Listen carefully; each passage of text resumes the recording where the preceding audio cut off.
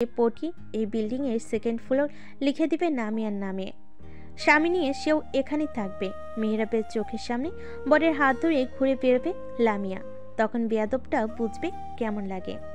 ময়না বেগমের বিস্তর পরিকল্পনার মাঝেই মাহতাব উপস্থিত হলো। চোখগুলো লাল হয়ে ফুলে আছে। কুলসুম বেগম চিন্তিত হলেন, ব্যস্ত গলায় বলেন, তোমার চোখে কি হয়েছে বাবা? এভাবে ফুলে আছে কেন?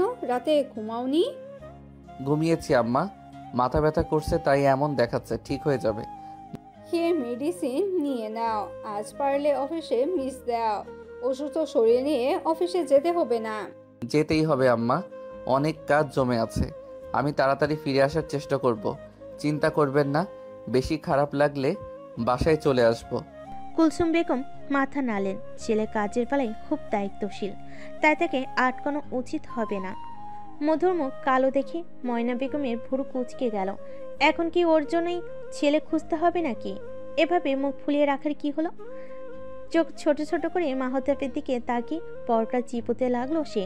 এই বদ আবার কি করেছে? ছোট বউ এনে দিয়েছি, সারাক্ষণ বউয়ের আগে পিছে ঘুরবে, তা না করে ফ্যাক্টরির আগে পিছে ঘুরছে। আহা, বউগুলোর কপাল খারাপ। কুলসুম বেগম খেতে খেতে মাহতাবকে বলেন, শেষ বয়সে এসে বিয়ে করেছ। বছর ঘুরতে নাতি নাতনির মুখ দেখতে চায়। কবে মরে যায় ঠিক নেই। মরার আগে অন্তত বংশের প্রদীপ দেখে যেতে চায়। মাহতাব বাদে সবার খাওয়া থেমে গেল। মধু মুখ নিচু করে বসে আছে। লামিয়ার মন আবার বিষণ্ণতায় ভরে উঠল। ময়না বেগম মাকে কিছু বলতে কেউ থেমে গেল। মাহতাব যখন আছে তখন তার মুখ খোলার দরকার নেই, কিন্তু সবাইকে অবাক করে দিয়ে মাহতাবের ছোট্ট জবাব, আচ্ছা। মধু চোখ বড় বড় করে তাকালো মাহতাবের দিকে। আচ্ছা আচ্ছা মানে কি? বাচ্চা কি অনলাইনে অর্ডার করেছে নাকি? এভাবে আচ্ছা বলে তাকে হার্ট অ্যাটাক দেওয়ার উপদেশটা কেন করা হচ্ছে? লোকটার কোনো সিক্রেট বাচ্চা কাচ্চা নেই তো? কি ভয়ঙ্কর! ময়না বেগম আর্তনাদ করে উঠলেন। মায়ের দিকে তাকিয়ে অভিযোগে সরে কিছু বলতে কেউ বলল না। মায়ের আলাদে আটখানা মুখ দেখে নিজেকে কন্ট্রোল করে ফেল। লামিয়া নিজেও অবাক হয়ে তাকিয়ে আছে। মাহতাব ব্রেকফাস্ট শেষ করে সবাইকে বলে বেরিয়ে গেল। মধুর মনটা আবার খারাপ হয়ে গেল, শুধুমাত্র তার নাক ডাকার জন্য একটা সুস্থ মানুষ এভাবে অসুস্থ হয়ে গেল। এখন কেমন ভুলভাল বকছে। কষ্টে তার গলায় খাবার আটকে গেল। মনে মনে সে কঠিন সিদ্ধান্ত নিয়ে ফেল, আজ থেকে আর রাতে ঘুমানো যাবে না। দরকার হলে ভুরুর সাথে চোখে টেপ আটকে দিবে, তবুও ঘুমাবে না, তাতে যদি মানুষটা সুস্থ হয়। তপ্ত দুপুরে রোদের প্রখরতায় মাটি ফেটে চৌচির হওয়ার অবস্থা। প্রচণ্ড গরমে মানুষের জীবন হাঁসফাঁস করছে, তবুও কেউ থেমে নেই। হকার থেকে রাস্তায় বিক্রি করা বৃদ্ধ রিক্সাওয়ালা থেকে দিনমজুর, কারোর বিশ্রাম নেই, ফুরসত নেই। রাতে ঘামে ভেজা শার্ট গায়ে সাথে লেপটে গেল কেউ বসে দুদণ্ড ছায়ার নিচে বসে নিজের ক্লান্ত শরীরটাকে একটু স্বস্তির পরশ দিতে চায় না, কারণ তাদের কাছে আছে একটা গোটা সংসারের দায়িত্ব। তাই বসে কিছুক্ষণ জিরিয়ে নেওয়া তাদের জন্য বিলাসিতা ছাড়া কিছুই নয়। রাজধানী নিউ মার্কেট এরিয়াতে জ্যামে আটকে এসব ভাবছিল লামিয়া। সকালে নাস্তা করে সে বাসা থেকে বেরিয়েছে। অনেকদিন পর আজ সব বন্ধুরা একসাথে হবে। বিষণ্ণতা কাটাতেই বন্ধুদের জড়ি নেই, তাই আজ সারাদিন তারা বাইরে ঘুরে ফিরে কাটাবে। অনেকদিন হলো মেহরাবের সাথে কোথাও বেড়াতে যাওয়া হয় না। মেহরাব একজন দায়িত্বশীল ডক্টর, সময় করে উঠতে পারে না ঠিক মতো। লামিয়ার এতে কোনো অভিযোগ নেই, তার শুধু একটু ভালোবাসা পেলেই হবে। চারিদিকে চোখ ঘুরিয়ে লামিয়ার চোখ এক জায়গায় গিয়ে আটকে গেল। লামিয়ার গাড়ি থেকে অনেকটা দূরে মেহরাব একটা মেয়ের সাথে দাঁড়িয়ে। মেয়েটা হয়তো কয়েক মাসের গর্ভবতী। দুজনের হাসি মুখ দেখে লামিয়ার হঠাৎ খেয়াল হলো সে মেহরাবকে এভাবে অনেকদিন হলো হাসতে দেখে না। আহা, কি প্রাণচঞ্চল হাসি, দেখলেই মন ভরে যায়। কিন্তু লামিয়ার মন ভরল না। চোখের পাতার ঠোঁট কেঁপে কেঁপে উঠল। কাঁপা কাঁপা হাতে হ্যান্ডব্যাগ থেকে ফোন বের করে কল করলো মেহরাবকে। কয়েকবার রিং হওয়ার পর মেহরাব কল রিসিভ করলো। হ্যালো লামু, এই সময় কল করলে যে? তুমি ঠিক আছো? বাসায় কারোর কিছু হয়নি তো? সবাই ঠিক আছে মেহরাব, এমনিই কল করলাম। তোমাকে খুব মিস করছিলাম। কোথায় তুমি? হসপিটালে? তোমার গলা কাঁপছে কেন লামিয়া? কেঁদেছো তুমি? আবার তোমাকে কেউ কিছু বলেছে? মিথ্যা বলবে না, খবরদার। মেহরাবের চিন্তিত গম্ভীর মুখটার দিকে লামিয়া এক দৃষ্টিতে তাকিয়ে আছে। মেহরাব চিন্তিত গলায় বারবার হ্যালো হ্যালো করছে। আরে ধুর, আমি ঠিক আছি, তুমি অযথাই চিন্তা করো। আচ্ছা, কোথায় আছো বললে না তো? আমি নিউ মার্কেটের এরিয়ায় আছি। আমার এক বন্ধুর সাথে দেখা হয়েছে, তার সাথেই কথা বলছি। তোমাকে কিডন্যাপ তোমাকে কেউ টাউনের সামিয়ার কথা বলেছিলাম না? ওর সাথেই দেখা। তুমি কোথায়?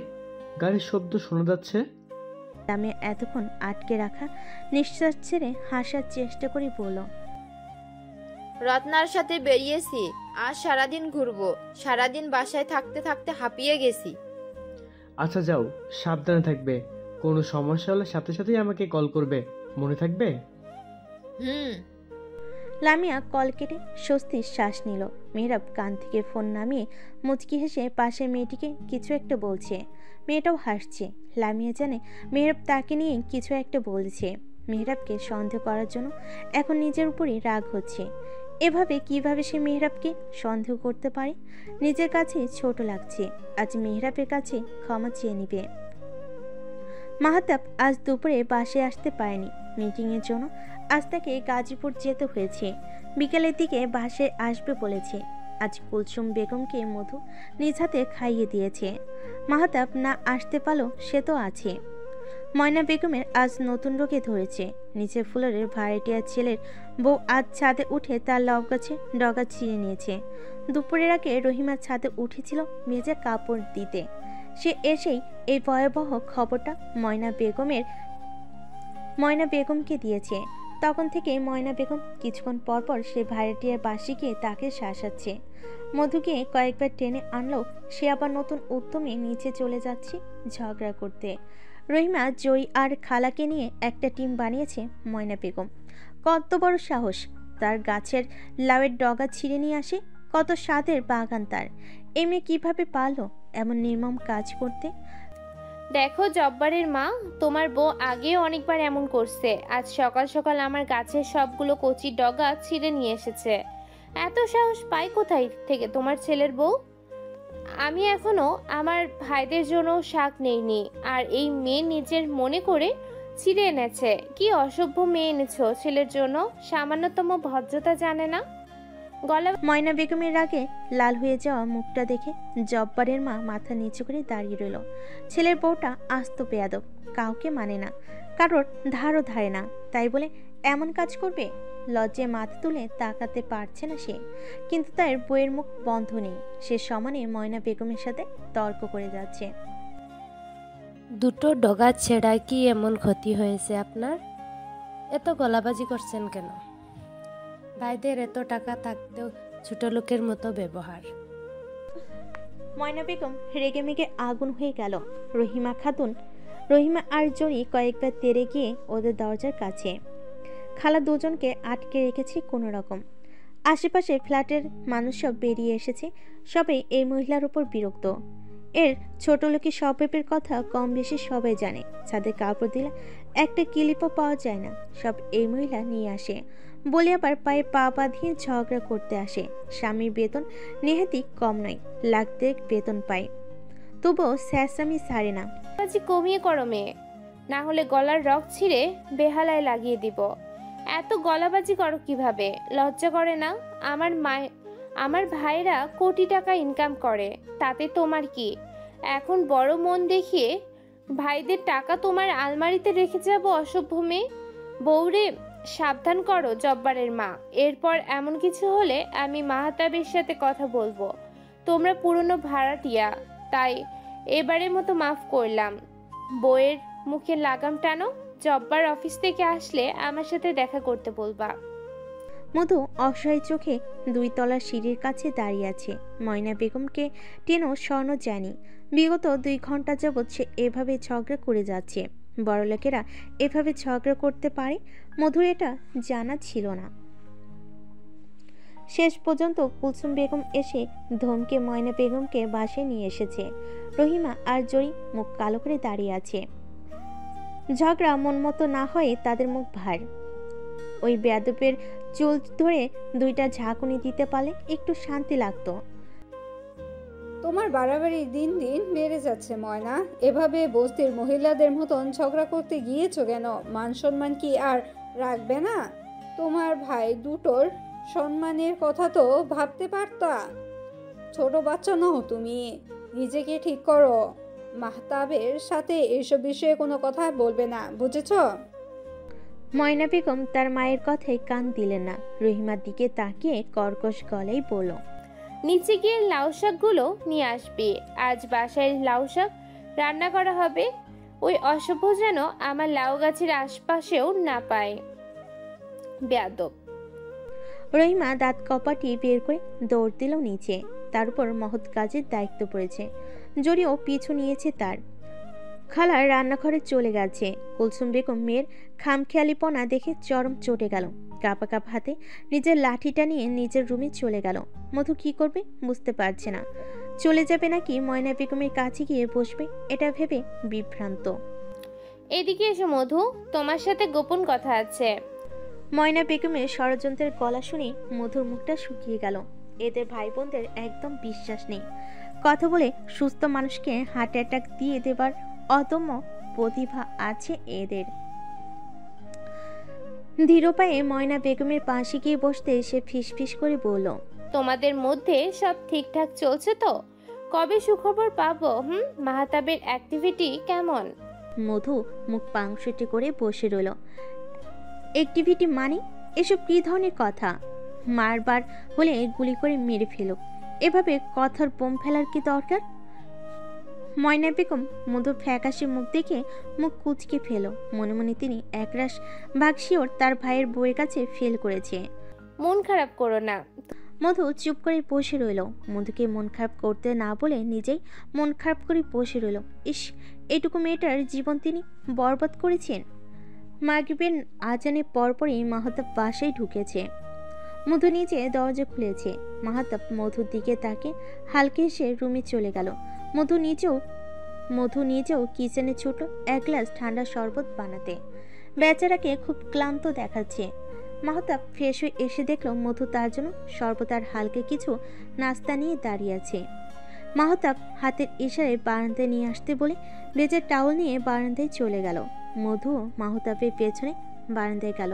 হাতের ট্রেটা ছোট টেবিলে রেখে নরম গলায় বলল, শরবতটা খেয়ে নিন, ভালো লাগবে। আমার পাশে এসে বসো, আরো বেশি ভালো লাগবে। মধু আবার ভরকাল। সারাদিন বোন লাগামহীন কথা বলে, এখন এই জনাব এসেও শুরু করেছে। মাহতাব 3 চুমুকের শরবত শেষ করে মধুর হাত ধরে তার পাশে বসিয়ে দিল। আমার কাছে কাছে থাকবে, ঠিক আছে? ফ্যামিলি প্ল্যানিং এর ব্যাপারে কি ভাবলে? মধু ক্লান্ত শ্বাস ছাড়ল। এর উত্তর তার কাছে নেই। আমি এসব বুঝি না। তাহলে কি আমি বুঝে নিব? অভিযোগ করবে না তো? তখন কিন্তু আমার দোষ দিতে পারবে না। ইব্রাহিম বাড়ির পরিবেশ আজ সকাল থেকে থমথমে। সবসময় শান্ত থাকায় মাহতাব আজ সিংহের মতো সবসময় শান্ত থাকে মাহতাব আজ সিংহের মতো হিংস্র চোখে মেহরাবের দিকে তাকিয়ে আছে। মেহরাব স্তব্ধ হয়ে দেওয়ালে হেলান দিয়ে বসে আছে। কি থেকে কি হয়ে গেল কিছুই তার মাথায় ঢুকছে না। লামিয়া তাকে ছেড়ে গেছে। এই মেয়েটা তো তাকে ছাড়া এক রাত থাকতে পারে না। তাহলে আজ কিভাবে তাকে ছেড়ে গেল? এখন রাতে সে কিভাবে ঘুমাবে? মেহরাবের বাহুতে মাথা না রাখলে তো তার ঘুম হয় না। ইস, কাল সারা রাত মেয়েটা হয়তো ছটফট করেছে।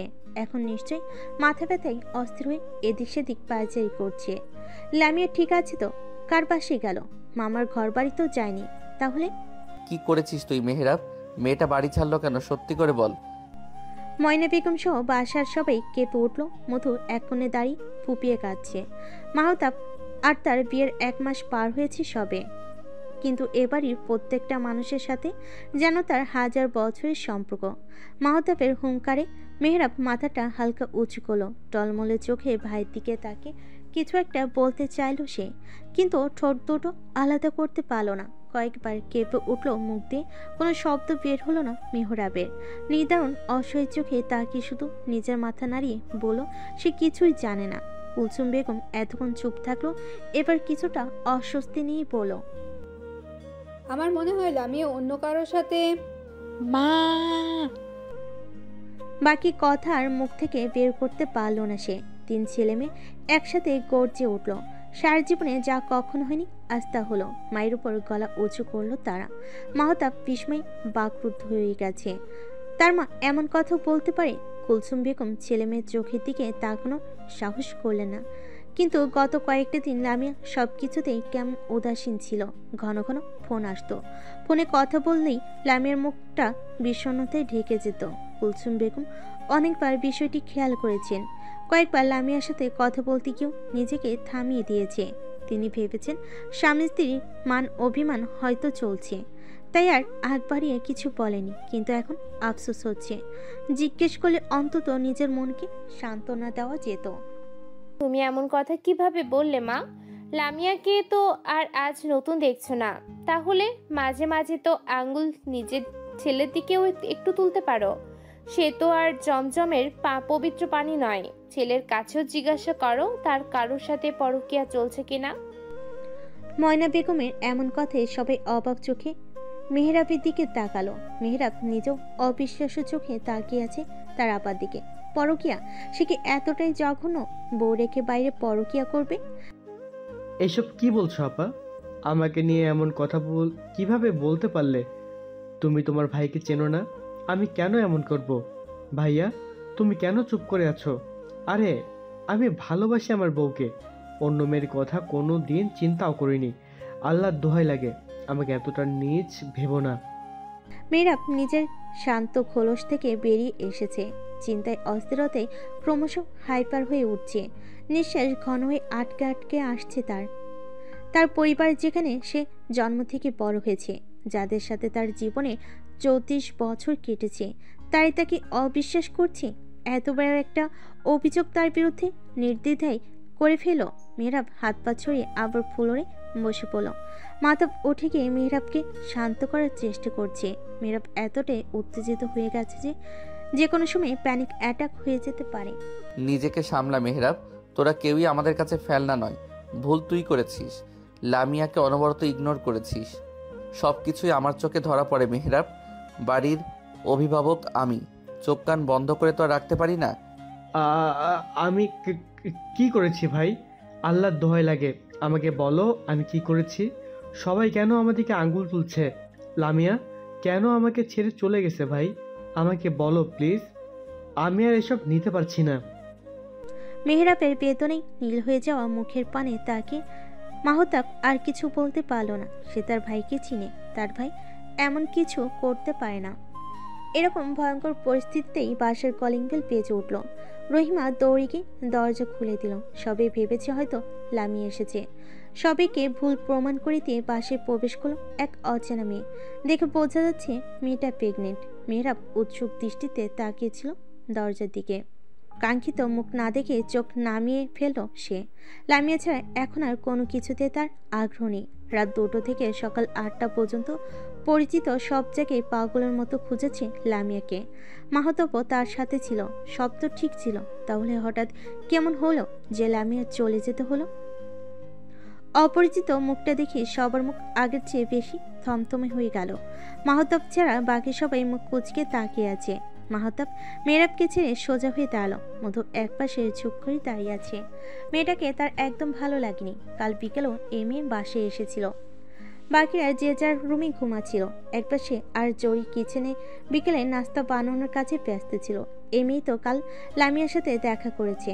তারপর থেকে লামিয়া সারাটার সময় কেমন মনমরা হয়েছিল।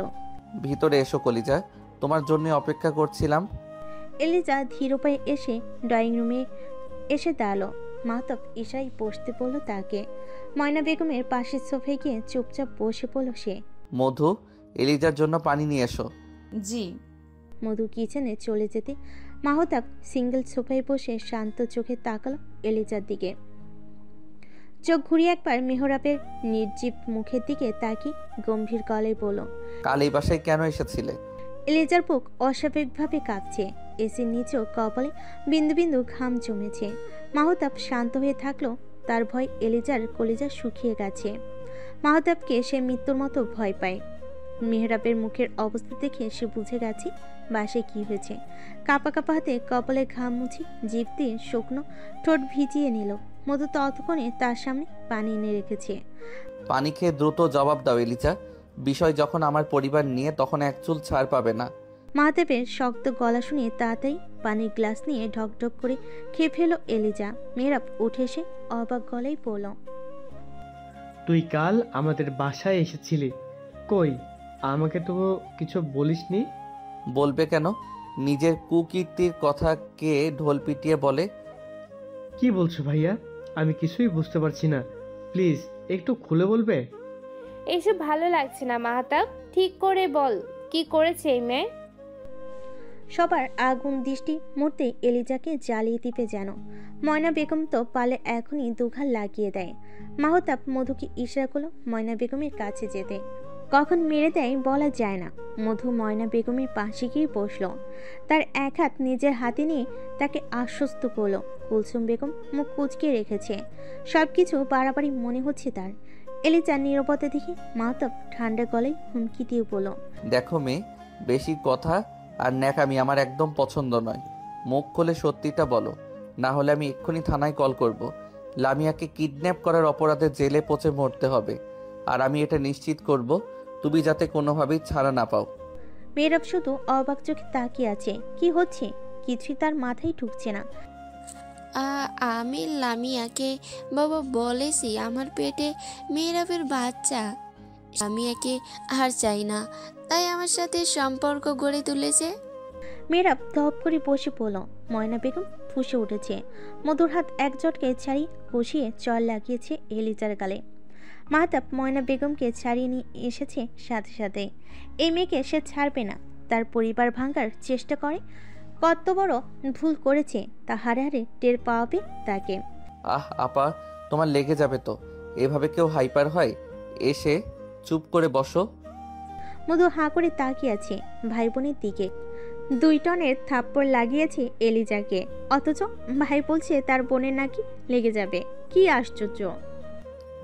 কাল থেকে 1 কেজি চালের ভাত খাবে প্রতিদিন। এমন দুর্বল বউ আমার পছন্দ নয়। মাহদেবের কথা শুনে মধুর মুখ কালো করে ফেল।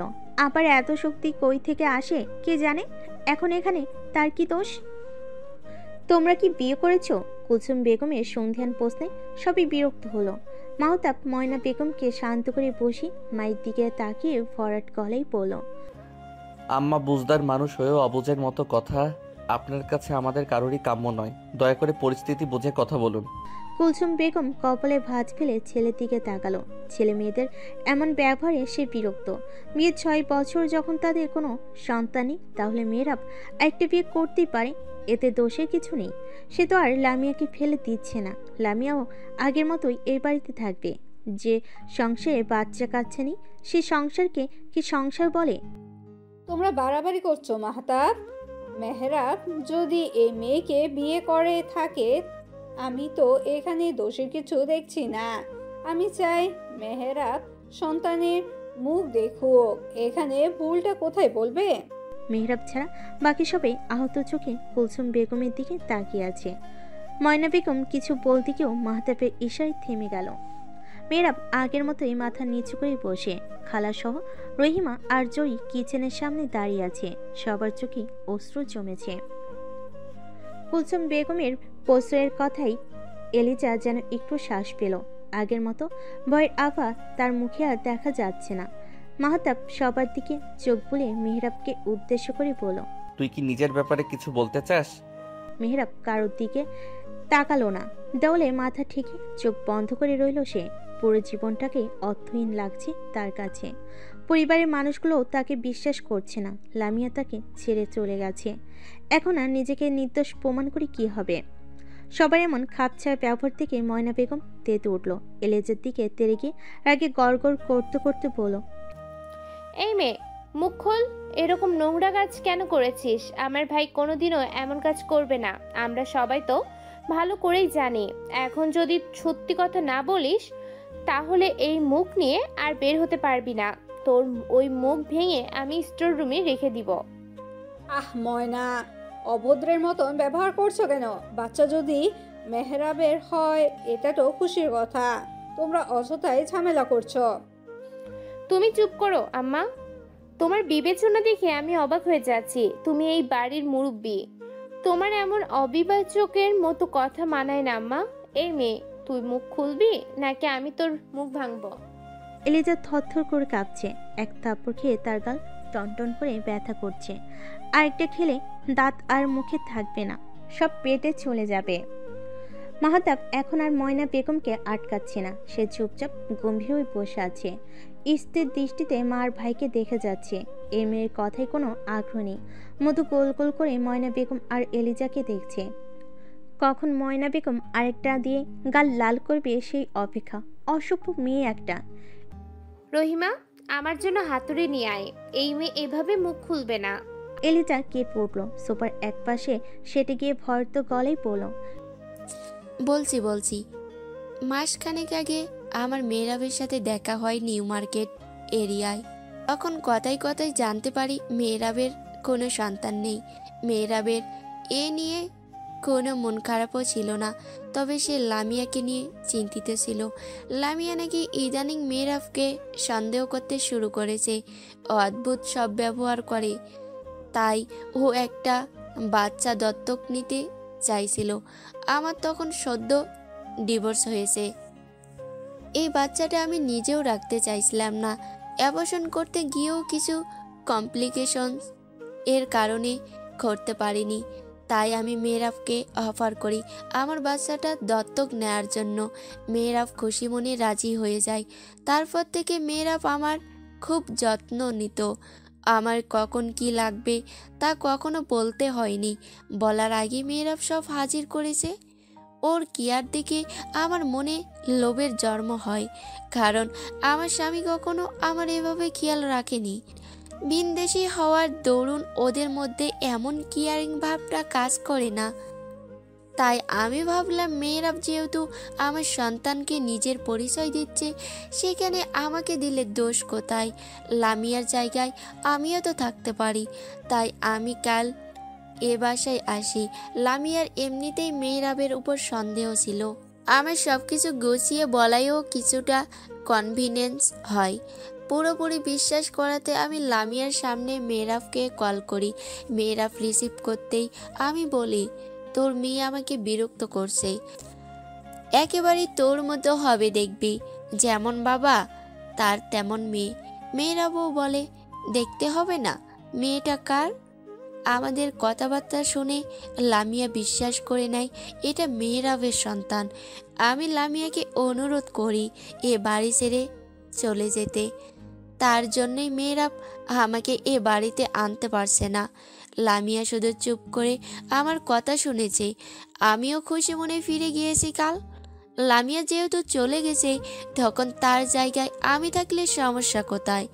আমার সন্তান তার সত্যিকারের মায়ের ভালোবাসা পাবে। পরবর্তীতে আমরা আবার বাচ্চা নিব। আপনি বলুন আন্টি, আমাকে মেনে নিতে তো আর কোনো আপত্তি থাকার কথা নয়। এলিজার গালে আরেকটা চড় পড়েছে, আর এবার মেরেছে স্বয়ং কুলসুম বেগম। অতটা জোরালো না হলেও ভালোই লেগেছে এলিজার। সে এখনো গালে হাত দিয়ে হতভম্ব হয়ে তাকিয়ে আছে।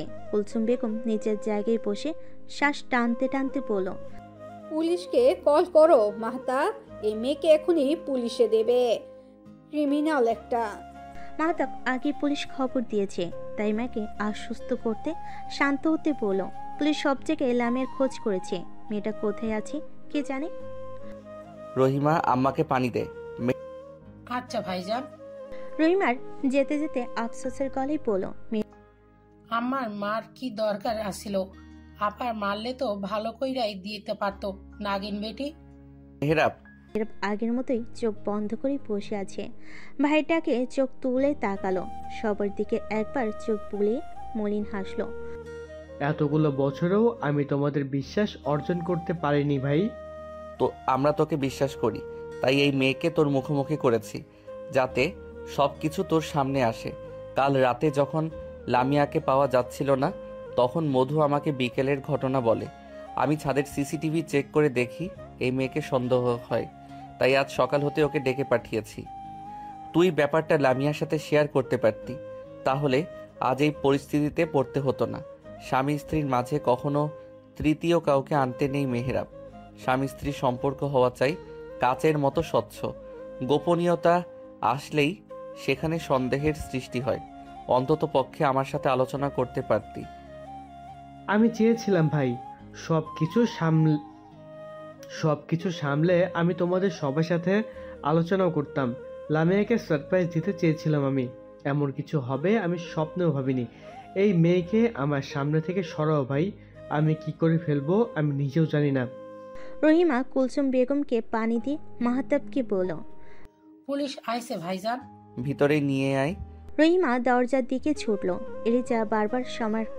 এলিজা বারবার সবার কাছে ক্ষমা চাইছে, কেউ তাকে পাত্তা দিচ্ছে না। ময়না বেগম কিছুক্ষণ পরপর কটমট করে তাকাচ্ছে। মাহতাব তার এক হাত ধরে রেখেছে, তাই সে কিছু করতে পারছে না।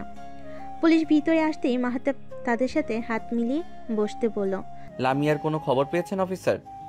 জি স্যার, সে বনানীতে তার এক ফ্রেন্ডের বাসায় আছে। ফোন কিছুক্ষণের জন্য অন করেছিল, আমরা লোকেশন ট্র্যাক করে সেখানে গিয়েছিলাম। ম্যাম বলেছে সে নিজের ইচ্ছায় সেখানে গিয়েছে, আর সে এ বাড়িতে আসবে না। ঠিক আছে, বাকিটা আমি সামলে নিব। আপনি আপাতত এই মেয়েকে নিয়ে যান, আমি পরে থানায় গিয়ে সব ফর্মালিটিস পূরণ করে আসব। ঠিক আছে স্যার। পুলিশ এলিজাকে নিয়ে যেতেই মেহরাব উঠে কুলসুম বেগমের মুখোমুখি দাঁড়ালো। মায়ের গালে হাত রেখে করুণ গলায় বলল। আমার সন্তান চাই না আম্মা, সন্তান ছাড়াও আমি বেঁচে থাকবো, কিন্তু লামিয়াকে ছাড়া আমি মরে যাব আম্মা। লামিয়ার জায়গায় অন্য কাউকে দেওয়া আমার এই জীবনে থাকতে সম্ভব না। ওকে আর এসব নিয়ে কিছু বলুন আম্মা। ও মানসিকভাবে অসুস্থ হয়ে পড়েছে। আমি অনুরোধ করছি আম্মা। ভাই, আমি লামিয়াকে আনতে যাচ্ছি। আমি ওকে নিয়ে ফ্ল্যাটে ফিরে যাব। তুমি কি যাবে আমার সাথে? দুভাই বেরিয়ে গেল। ময়না বেগম আঁচলে মুখ গুজে কাঁদছেন। লামিয়াকে মেহেরাব আর এখানে আনবে না। মধুর মনও খুব খারাপ হয়ে গেছে। লামিয়াকে ছাড়া বাসা ফাঁকা ফাঁকা লাগে। বাসার সবার মন খারাপ হয়ে গেল।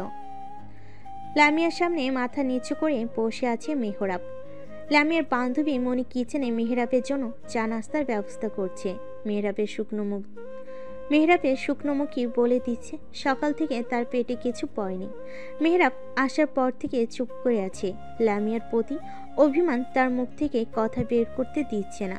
মাহতাব এসে লামিয়াকে কড়া ধমক দিয়েছে। এরকম বোকামি কেউ করে? আমরা কি সবাই মরে গিয়েছিলাম? আমাদের বলা যেত না? তুমি কাজটা ঠিক করনি লামিয়া। অন্তত মেহরাবের সাথে বসে সব ডাউট ক্লিয়ার করতে পারতে। সম্পর্কে বিশ্বাস আর ভরসা থাকতে হয়। ভালোবাসাহীন সম্পর্ক তুমি বয়ে বেড়াতে পারবে, কারণ একসাথে থাকতে গেলে ভালোবাসা না হলেও একটা মানুষের প্রতি মায়া জন্মে যায়। আর ভালোবাসার চেয়ে মায়া প্রখর, কিন্তু বিশ্বাস আর ভরসা না থাকলে ভালোবাসার সম্পর্ক ভাঙতে সময় লাগে না। আশা করি এমন বোকামি আর কখনো করবে না। লামিয়া নীরবে অশ্রু ঝরাচ্ছে। তার ভুলটা কোথায়? সে তো মেহরাবের ভালোর জন্যই তাকে ছেড়ে এসেছে। মাহতাব সংক্ষেপে সবকিছু খুলে বলল লামিয়াকে। লামিয়া অপরাধ বোধে মেহরাবের দিকে তাকাতে পারছে না। মেহরাব আসার পর থেকে একবারও তার দিকে তাকায়নি। এতে লামিয়ার কষ্টে বুক ফেটে যাচ্ছে। সে কি অনেক বেশি কষ্ট দিয়ে ফেলেছে মেহরাবকে? মনি টেবিলে নাস্তা দিয়ে লামিয়াকে ডেকে বলল। ভাইয়াদের নিয়ে টেবিলে আয়, আগে খাওয়া দাওয়া, তারপর বাকি কথা বলা যাবে। সকাল থেকে যে পেটে কিছু পড়েনি সেই খেয়াল আছে? বড় ভাইয়া আসুন, দুলা ভাই আপনিও আসুন। আমরা কিছু খাবো না মনি, এত কষ্ট করার জন্য ধন্যবাদ। বাসার সবাই চিন্তায় আছে, আমাদের তাড়াতাড়ি ফিরতে হবে। আমার বোনটাকে দেখে রাখার জন্য ধন্যবাদ। তুই বরং আমাকে এক কাপ চা দাও, তাহলেই হবে। মাহতাবের কথাই মনি দীর্ঘশ্বাস ছাড়ল। মাহতাব যে এখানে খাবে না তা সে ভালো করেই জানতো। তবু সে নিজের মতো আয়োজন করেছে। টেনশনে বাড়ির কারোর পেটে যে দানা পানি পড়েনি তা সে জানে। তাদের অভুক্ত রেখে মাহতাব মরে গেলেও খাবে না। মনি দুজনকে চা দিল। মেহরাব দু চুমুক দিয়ে আর খেলো না। মাহতাব নিজের চা শেষ করে লামিয়াকে বলল। এবার যাওয়া যাক লামিয়া, তোমরা এসো, আমি নিচে যাচ্ছি। আমিও আসছি ভাই। মাহতাব ছোট ভাইয়ের দিকে তাকে আর কিছু বলল না। মেহরাবও মাহতাবের সাথে বেরিয়ে গেল। যাওয়ার আগে মনিকে ধন্যবাদ দিতে ভুলল না। লামিয়া নিজের প্রতি এই অবহেলা মেনে নিতে পারছে না, শব্দ করে কেঁদে যাচ্ছে। মনি বিরক্ত হয়ে মুখ কুঁচকে বলল। এখন কাগজ কেন? জামাইরে ফাইলা আহনের সময় মনে আছিল না? বেয়াদব বেটি, তুমি কি মনে কইরাছিলে তোমারে আইয়া কোলে নিয়ে বইয়া থাকবো? এইবার যাও, জামাইয়ের রাগ ভাঙাও। ভাই আরেকটা বিয়া কইলে একদম ঠিক হইতো। বেশি ভালোবাসে তো তাই হুঁশ নাই। যেমন মন চায় অবহেলা করো। এখন বোঝো মজা। সরো সামনে থেকে। আর দরজা ওই দিকে, তাড়াতাড়ি বাইর হও তার চেরা বেটি। লামিয়ার কান্না থেমে গেল। মনির দিকে তাকি গম্ভীর গলায় বলল, তুই বেদ্যপ, তোর 14 গোষ্ঠী তার সেরা। তোর বাসায় না থাকলে কি হইব? আমার কি বাড়িঘর নাই? গেলাম আমি, অসভ্য মাইয়া। লামিয়া হনহন করে বেরিয়ে গেল। মনি সেদিকে তাকি হালকা হেসে চা খাওয়াই মনোযোগ দিল। সকাল থেকে তার পেটে কিছু পয়নি। মেয়েরা ভাইয়ের দিকে কপাল কুচকে তাকে রাগি গলায় বলল, তুমি ওকে বকা দিলে না কেন? জোরে ধমকও দাওনি? দিয়েছি। এটাকে ধমক বলে? আরো কিছু বলা দরকার ছিল। আসলে ভালো করে বকে দেবে, না হলে আবারও এমন করবে। পারবো না, তুই দিস। মাহাদেবের সোজা জবাবে মেহরাব বলার মতো আর কিছু খুঁজে পেল না। সে কিভাবে বকবে? আজ পর্যন্ত কখনো একটা ধমকও দেয়নি। সে তো শুধু ভালোবেসেছে। এখন মনে হচ্ছে ধমক দেওয়া দরকার ছিল। মাঝে মাঝে বকাঝকা করলে প্র্যাকটিস থাকতো, তাহলে এখন তা কাজে লাগাতে পারতো। কি এক ঝামেলা! মেহরাব আবার মুখ কুচকে রইল। এবার লামিয়ার সাথে সে টানা 3-4 ঘন্টা কথা বলবে না। এটা লামিয়ার শাস্তি। লামিয়া এসে কাচুমাচু করে দাঁড়ালো। মেহরাব অন্যদিকে মুখ ঘুরিয়ে রেখেছে। মাহতাব ভাইয়ের বাচ্চাদের মতো মুখ ফুলিয়ে রাখা দেখে মনে মনে হাসলো। লামিয়াকে গাড়িতে উঠতে বলে নিজেকে ড্রাইভিং সিটে বসে পড়ল। মেহরাব হন্তদন্ত হয়ে পড়ল। তুমি ওখানে বসলে কেন? আমি চাচ্ছিলাম। পিছনে বস। ভাইয়ের গম্ভীর গলা শুনে মেহরাব আর কিছু বলল না। চুপচাপ লামিয়ার পাশে গিয়ে বসে পড়ল। তবে লামিয়ার দিকে ফিরেও তাকালো না। আমিও বাড়ি যাব ভাইয়া। কিন্তু মেহেরাব ফ্ল্যাটে যেতে চাইছে। লামিয়া মেহরাবের দিকে একবার আর চোখে তাকিয়ে মিনমিনে গলায় বলল, আমার ওখানে একা একা থাকতে ভালো লাগে না, বাড়িতে নিয়ে চলুন না। মাহতাব মেহরাবের দিকে একবার তাকিয়ে মুচকি হেসে বলল, ঠিক আছে। মেহরাবও আর কিছু বলল না। সবার প্রতি তার ভালোবাসা আছে, শুধু তার বেলায় অবিচার। বাসায় পৌঁছাতেই সবাই লামিয়াকে ঘিরে ধরল। ময়না বেগম কতক্ষণ বকাঝকা করে আবার নিজে জড়িয়ে ধরে বসে আছে। মধু এক পাশ থেকে জড়িয়ে ধরে আছে লামিয়াকে। সবার এত ভালোবাসা দেখে লামিয়ার চোখ আবার ভরে এলো। কুলসুম বেগমও এসে মাথায় হাত বুলিয়ে দিয়ে গেছে, এমন যেন আর কখনো না করে তাও বুঝিয়ে বলেছে। মাহতাব ফ্রেশ হয়ে এসে দেখল মধু টেবিলে সাজিয়ে ফেলেছে।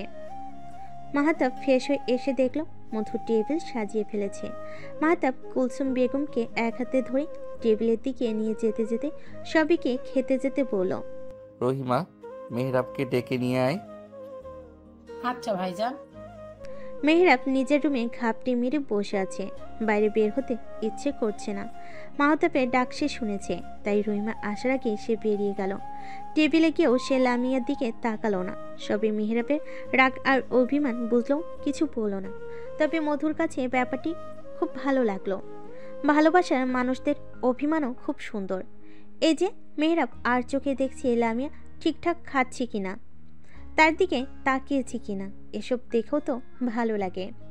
খাওয়া শেষে সবে যে যার রুমে চলে গেল। মাহতাব এখন অফিসে যাবে। আর ঝামেলায় অনেকটা দেরি হয়ে গেছে। ঘড়ি কাটায় এখন প্রায় 12টা বাজতে চলো। মাহতাবকে রেডি হতে দেখে মধু ধীর গলায় বলল, আপনি কি অফিসে যাচ্ছেন? হুম। কাল রাতে তো ঘুমাতে পারেননি, এখন একটু ঘুমিয়ে বিকেলে গেলে হয় না? মাহতাবের হাত থেমে গেল। তাই বাধা রেখে সে মধুর দিকে তাকিয়ে শান্ত গলায় বলল, হয়। তাহলে রেস্ট নিন। আচ্ছা। তাহলে আমি যাই, আপনি ঘুমান। না না মানে। মাহতাব মধুর সামনে এসে দাঁড়ালো। পকেটে হাত গুজে মধুর দ্বিধান্বিত মুখের দিকে তাকিয়ে শান্ত গলায় বলল, নাক ডাকা না শুনলে ঘুম আসে না। মধুর মুখটা কালো হয়ে গেল। অসহায় চোখে মাহতাবের দিকে তাকালো সে। তুমিও আমার সাথে ঘুমাবে, এসো। আমার ঘুম আসছে না। তোমার চোখ লাল হয়ে আছে, তুমিও। কাল থেকে ঠিক করে ঘুমাওনি? মধু আর কিছু বলল না। এভাবে দিনের বেলায় ঘুমিয়ে থাকলে মানুষ কি বলবে? সবে খারাপ ভাববে হয়তো। তার সত্যি খুব ঘুম আসছে। কেউ কিছু বলবে না, চুপচাপ শুয়ে পড়ো, আমি চেঞ্জ করে আসছি। মাহতাব চেঞ্জ করে এসে দেখে মধু আগের মতোই দাঁড়িয়ে আছে। ঘুমাওনি কেন? হ্যাঁ হ্যাঁ ঘুমাচ্ছি। মধু কাচুমাচু করে গিয়ে একপাশে শুয়ে পড়ল। মাহতাব জানালার পর্দাগুলো টেনে দিয়ে নিজেও মধুর গা ঘেঁষে শুয়ে পড়ল। একটু ঘুমিয়ে নেওয়া দরকার। দূরে কেন? আমার কাছে এসে ঘুমাও। মধুর মুখটা শুকিয়ে গেল। মাহতাবের কাছাকাছি শুতে তার ভয় করে। যদি হাত পা লেগে যায়, এমনিতে তার নাক ডাকার জন্য বেচার ঘুমাতে পারে না। আমি শক্ত করে ধরে রাখবো তোমায়, হাত পা ছুটতে পারবে না। এসো। মধু বোকাপনি গেল। মনের কথা বুঝলো কি করে? সে কি জোরে জোরে বলে ফেলেছে? মধুকে ভাবতে দেখে মাহতাব তাকে কাছে টেনে নিল। নিজের বুকের সাথে মাথাটা চেপে ধরে মন্থর গলায় পড়ল। এবার ঘুমাও। বুড়ো বলে আমাকে বেরসিক ভাবার কারণ নেই। তোমার বর যথেষ্ট রোমান্টিক, দেখবে। মধু দ্রুত মাথা নাড়ি না বলার চেষ্টা করলো, কিন্তু মাহতাবের বুকে আটকে থাকায় বলতে পারল না। মাহতাব মধুকে কিছু বলার সুযোগ না দিয়ে মধুর কপালে চুমকে ধীর গলায় বলল, ভালোবাসার নম্বর 32। দেখেছো তোমার বর কত রোমান্টিক? আজ দুদিন হলো লামিয়া মেহরাবের রাগ ভাঙানোর চেষ্টা করছে, কিন্তু ফলাফল শোনো। মেহরাব তার দিকে ফিরেও তাকাচ্ছে না। লামিয়ার কষ্ট হলো শুয়ে নিচ্ছে। দোষটা তার হয়েছে। মেহরাবের সাথে সরাসরি কথা বলে আজ এই সমস্যা হতো না। আজও সকালে মেহরাব হসপিটালে যাওয়ার সময় তাকে বলে যায়নি। গত দুদিনে মেহরাব তার সাথে একটা কথাও বলেনি। রাতে বারান্দায় শুয়েছে। লামিয়া হাজার অনুরোধ করেও তাকে রুমে আনতে পারেনি। তাই আজ ঠিক করেছে আজ থেকে সে নিচের বারান্দায় থাকবে। লোকটা সারাদিন পরিশ্রম করে এসে বারান্দায় শুয়ে তার একদম ভালো লাগে না। তাই আগে ভাগে বারান্দা দখল করে রেখেছে সে। অবহেলা যা করার বিছানায় বসে করুক। সে না হয় বারান্দায় বসে মশার কামড় খেয়ে প্রায়শ্চিত্র করবে। মেহরাব বাসায় আসতে আসতে 9টা বেজে গেছে। ড্রয়িং রুমে সবাই আড্ডা দিল। লামিয়াকে না দেখে তার কপাল কুঁচকে গেল। আবার কোথাও গিয়ে খাপটি মেরে বসে আছে আবার কোথায় গিয়ে খাপটি মেরে রয়েছে কে জানে। এই মেয়ে বাড়ি ছাড়া মানে তার চরিত্রের দফা রফা। ভাবি, লামিয়া কোথায়? মেহরাব বলতে দেরি হলো ময়না বেগমের খপ করে ধরতে দেরি হয়নি। সে চায়ের কাপ নাড়তে নাড়তে হতাশার ভান করে বলল, আমরাও আছি ভাই, আমাদের খবরাখবরও একটু জানাতে চা। বউ তো তোর একার নেই, সব বিবাহিত ছেলেদেরই বউ থাকে। তারা এসেই এভাবে বইয়ের খোঁজ করে না। আমি করি আপা, একটা মাত্র বউ আমার। খোঁজ খবর না রাখলে আমাদের কাছে থাকবে কেন? আর তোমাদের আদরের বউ বাড়ি ছাড়লে তো তোমরা সেই আমারই ঘাড় মটকাতে আসবে। তাই একটু খোঁজ খবর রাখতে হয়। মেহরাব আর কিছু বলতে না দিয়ে হনহন করে নিজের রুমে চলে গেল। কুলসুম বেগম বিরক্ত হয়ে বলল, মাত্র বাহিরে থেকে এসেছে ময়না, সব সময় পিছনে লাগো কেন? বউয়ের খবর রাখবে না তো কি পাশের বাসার মানুষের খবর রাখবে? অদ্ভুত। ময়না বেগম পাত্তা দিলেন না।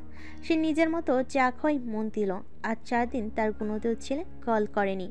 কোন বিদেশি নিয়ে ঘুরেছে কে জানে। বংশের মতো হয়েছে নিশ্চয়ই। অসভ্য ছেলেপেলে যত সব।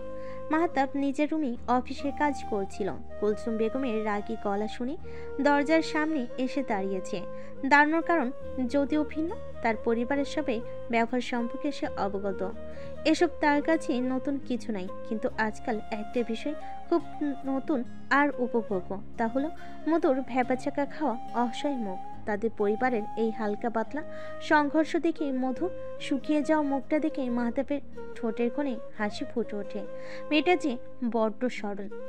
মধু মুখ কালো করে কিচেনে চলে গেল। রহিমা শেফকে সাহায্য করছে রান্নার জোগাড় করতে। সেদিকে তাকিয়ে কি মনে করে মধু নিজের রুমে চলে গেল। মাহতাব বারান্দায় দাঁড়িয়ে বেলি ফুলের বাগানের দিকে তাকিয়ে আছে। সাদা সাদা ফুলে বাগান ভরে গেছে। ফুলের সুবাসে চারিদিকে মোমো করছে। ফুলের সুবাস চারিদিক মোমো করছে। মাহতাব চোখ বন্ধ করে বুক ভরে শ্বাস নিল। এই বেলি ফুলের বাগান তার অসম্ভব প্রিয়। সে নিজের হাতে পরিচর্যা করে, কিন্তু গত 1 মাস যাবৎ সে বাগানে সময় দিতে পারছে না। ব্যবসার কাজে ইদানিং একটু বেশি ব্যস্ত থাকে সে। মধু ধীর পায়ে এসে মাহতাবের পাশে দাঁড়ালো। মাহতাব এখনো চোখ বন্ধ করে বেলি ফুলে সুবাস নিতে ব্যস্ত। মধুর আশার আভাস পেয়ে সে চোখ খুলো। মধুর দিকে তাকিয়ে মুচকি হেসে বলল, কি ব্যাপার, শাশুড়ি আর আপাকে ছেড়ে আসতে ইচ্ছে হলো? তুমি তো আমাকে পাত্তাই দিচ্ছ না মধু। এটা কি মেনে নেওয়া যায় বলো? নাকি বুড়ো বলে আমার সামনে আসতে ইচ্ছে হয় না? মধু অবাক চোখে তাকালো মাহতাবের দিকে। তার মনে মাহতাবকে নিয়ে কখনো কোনো হীনমন্যতা আসেনি। মাহতাবের সামনে কম আসে এটা ঠিক, কারণ মাহতাবের হঠাৎ রোমান্টিকতায় সে খুব লজ্জা পায়, ভয়ও পায় খানিকটা। এত বড় একজন মানুষের সাথে নিজেকে খাপ খাইয়ে নিতে পারে না সে। সারাক্ষণ চিন্তায় গলা শুকিয়ে আছে, কখন কোন ভুল করে ফেলবে সেই চিন্তায় সে রাতে ঠিকমতো ঘুমাতেও পায় না। আর তার দূরে থাকে মাহতাব এমন কিছু ভাববে তা মধু কল্পনাও করেনি। মাহতাব মধুর মুখের দিকে তাকিয়ে হালকা হাসলো। মধুর আদুরে গাল দুটো টেনে দিয়ে আশ্বস্ত গলায় বলল, মজা করছি।